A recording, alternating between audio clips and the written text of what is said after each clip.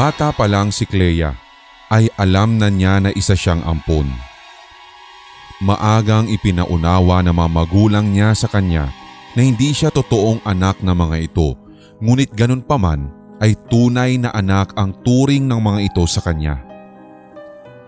Ayon sa mami ni Clea ay may isang hindi kilalang babae ang nag-iwan kay Clea sa harapan ng bahay nila. Sanggol pa lamang noon si Clea. Si Clea ang naging sagot sa araw-araw na dasal ng mga umampon sa kanya dahil walang kakayahan na makabuo ang mga ito ng sariling anak. Habang lumalaki si Clea ay hindi niya naramdaman na kulang siya. Hindi siya nagkaroon ng kagustuhan na makilala pa ang tunay niyang mga magulang dahil hindi nagkukulang ang mga umampon sa kanya na iparamdam ang pagmamahal at pagkalinga na kailangan ng isang anak. Nang magdalaga na nga si Clea at makapagtapos ng college, ay kinausap na siya ng kanyang mommy at daddy. Meron daw regalo ang mga ito dahil sa natapos na niya ang kanyang pag-aaral.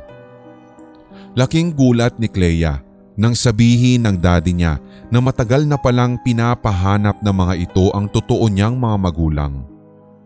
Inilihim daw ng mga ito iyon sa kanya upang isave sa araw na iyon bilang graduation gift sa kanya. Pero hindi ko naman po sila gustong makilala. Sapat na po kayo sa akin. Turan ni Clea. Kahit na, maganda pa rin naman anak na makilala mo sila para mabuo ka. Hindi ka naman sasama sa kanila. Uuwi ka pa rin dito sa amin. Iyon ay kung gusto mo pa kaming makasama kapag nakilala mo na sila. Sabi ng mami niya. Naisip ni Clea na tama ang mga kinagisnan niyang mga magulang. Hindi siya mabubuo kung hindi niya makikilala kahit isang beses man lamang sa buong buhay niya kung sino ang mga tunay niyang mga magulang. Kaya sa bandang huli, pumayag na siya sa gusto ng mga ito at ibinigay ng mga ito sa kanya ang address kung saan nakatira ang tunay niyang pamilya. Oras na naman na.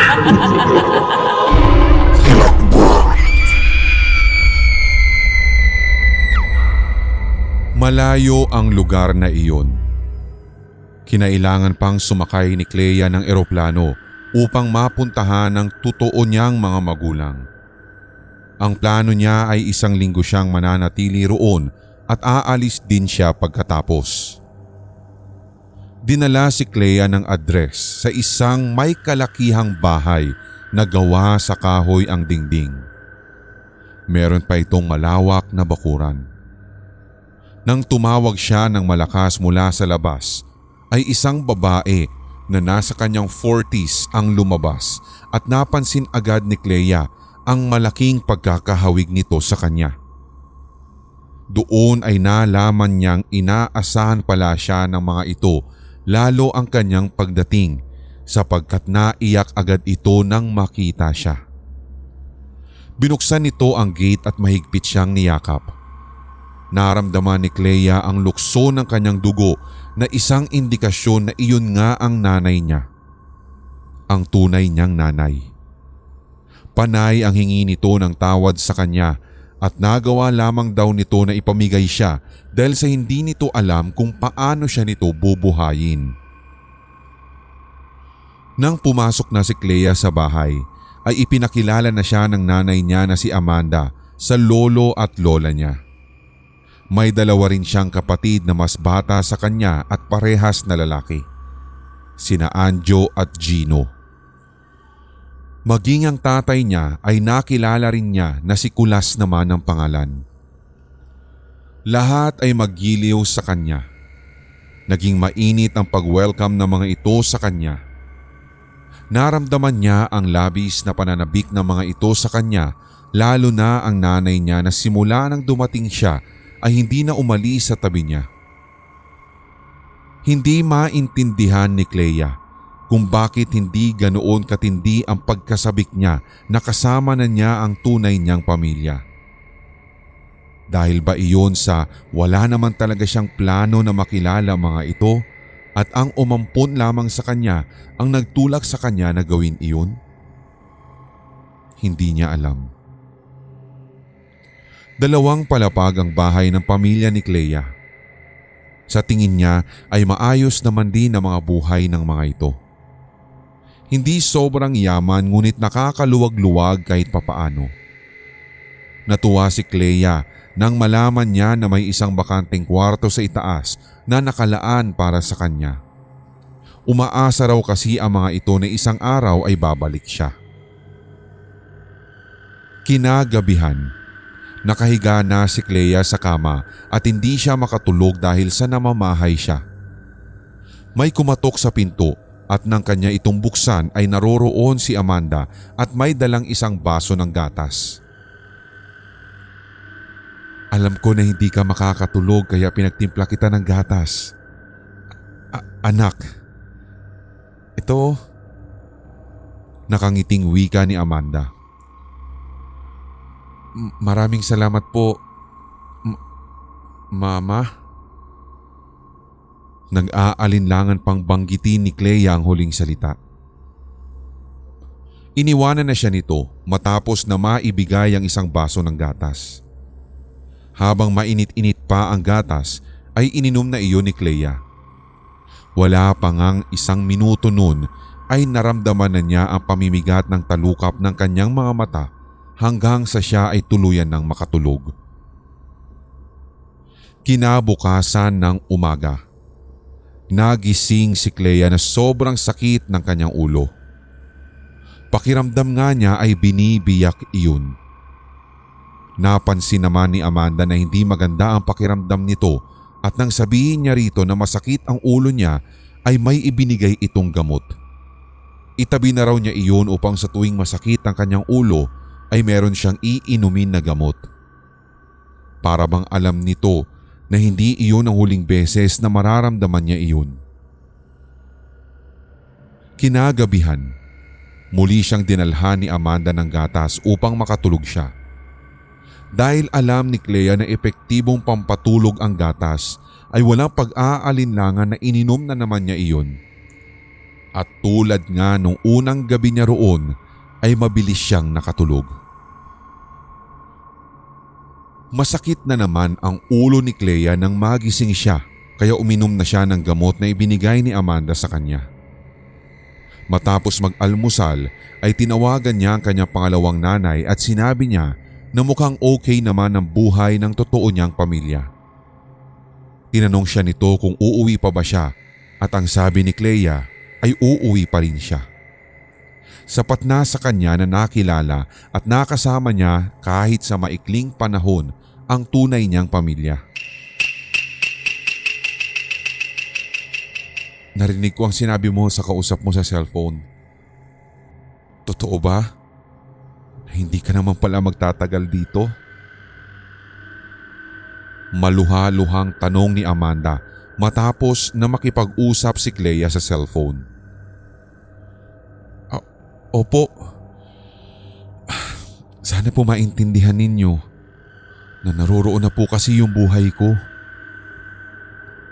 Hindi ko naman din po kasi kayang iwanan na lang ng basta-basta yung mga taong kumupkup sa akin. Yung mga taong kumupkup nung ipinamigay ninyo ako." Matapat na wika ni Clea. Nagulat na lamang si Clea nang yakapin siya ni Amanda at humagulgol ito ng iyak. Nagmamakaawa ito na wag na siyang umalis. Nais daw nitong bumawi sa kanya, subalit talagang buo na ang loob ni Clea na hindi mag-i-stay doon ng matagal. Kumbaga, mag-i-stick to the plan si Clea. 1 linggo lamang talaga.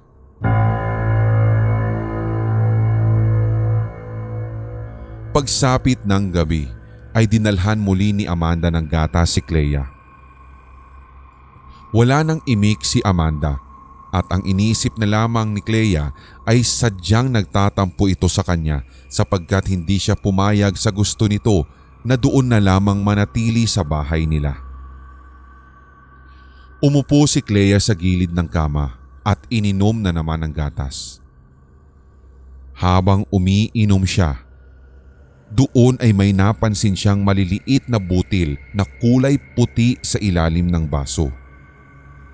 Itinigil niya ang pag-inom nang mapagtanto na merong inilalagay na kung ano si Amanda sa ipinapainom nitong gatas sa kanya.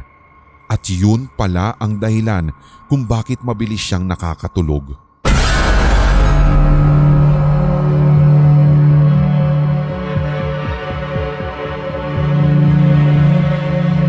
Nilukob ng takot si Clea nang malaman niya ang bagay na iyon. Hindi niya alam kung bakit kailangan siyang painumin ni Amanda ng pampatulog. Bago pa siya makapag-isip ng kasagutan sa tanong niya, naramdaman na niya ang labis na antok na sumaklob sa kanya hanggang sa tuluyan na niyang nabitawan ng baso at walang malay siyang bumagsak sa malambot na kama. Nang magising si Clea kinaumagahan, masakit na naman ang ulo niya. Alam na niya ang dahilan sa pagkakataong iyon. Yun ay ang pampatulog na inihahalo ni Amanda sa gatas na ipinapainom sa kanya sa gabi. Pagbaba niya ng kama ay malakas siyang napasigaw nang matapakan niya ang bubog mula sa nabasag na baso kagabi. Humahangos na nagtungo si Amanda sa kwarto niya at agad itong kumuha ng panlinis ng sugat nang makita ang dumudugo niyang talampakan. Sinabi na lamang ni Clea na hindi niya namalaya na natabig niya ang baso at nabasag iyon kaya siya nabubog. Kinagabihan, nang bigyan ng isang baso ng gatas ni Amanda si Clea ay hindi na niya iyon ininom.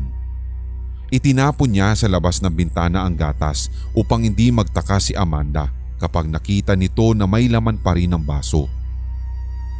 Humiga na siya at nagkunwaring natutulog. Gusto niya talagang malaman kung ano ba ang nangyayari kapag tulog siya. Makalipas ang halos kalahating oras ay narinig ni Clea ang pagbukas ng pinto ng kanyang kwarto. Bahagya niyang iminulat ang kanyang mga mata at nakita niya na pumasok sina Amanda, ang tatay niya at ang mga kapatid niya. Sumunod ang kanyang lolo at lola.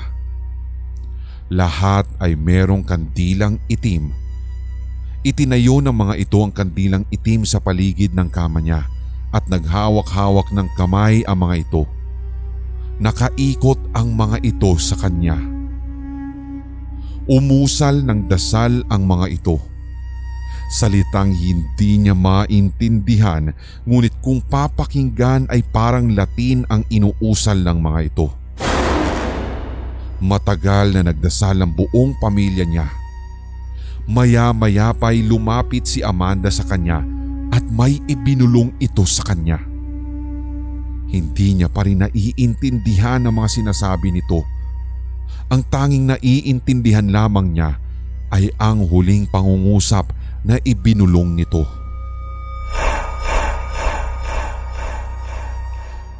Aanib ka rin sa amin, Clea. Hindi mo kayang takasan kung ano ang pamilyang kinabibilangan mo.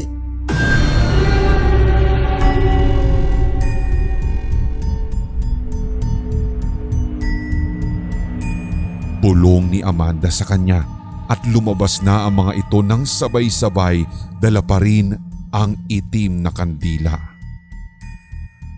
Nang mag-isa na si Clea sa kanyang silid ay hindi na ito nag-aksaya pa ng oras.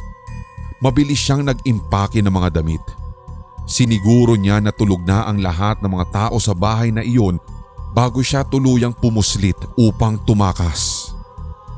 Saka lamang siya nakahinga ng maluwag nang tuluyan na siyang makalayo sa bahay ng tunay niyang pamilya. Hindi na rin tama na manatili pa siya roon matapos niyang matuklasan ang ginagawa ng mga ito sa kanya habang tulog siya sa gabi. Malakas ang pakiramdam niya na may kinaaaniban na kulto o samahan ang tunay niyang pamilya. Nakakapagsisi man na nagtungo siya sa bahay na iyon, subalit hindi rin naman siya nagsisisi na kahit papaano'y nakilala niya ang tunay na katauhan ng totoo niyang pamilya. Ngayon, nadagdagan ang dahilan niya upang huwag manatili roon at sa halip ay mas piliin ang mag-asawa na kumupkop sa kanya.